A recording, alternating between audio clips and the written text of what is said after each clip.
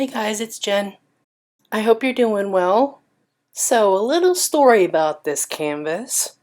The pour before this one that you see now was a beautiful cloudy pour, and then this happened. I left the room to go do some things and I came back in. I almost lost my shiznit when I saw what happened. There was nothing I could do. I had to scrape it. And this pour that you see now is a straight pour.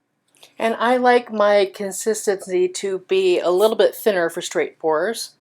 And coming off the stick, you still get a small mound. And I'm using the DecoArt Extreme Sheen Gold again. I can't stop. I'm really not liking the angle of my camera. I'm thinking about changing directions and maybe shooting from the side. Let me know your thoughts on that. There's no reveal video at the end of this. I forgot to film one. Again, my pouring medium is just Floetrol. Some of the colors had a little bit of water. What are you guys working on?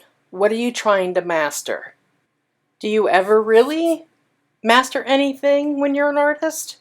I feel like I'm always learning and always evolving. Y'all, I have so many paintings sitting around my house. What do you guys do with all of your art? Okay, on to the video. You guys get out there, create something amazing. I'll see you in the next video. Bye.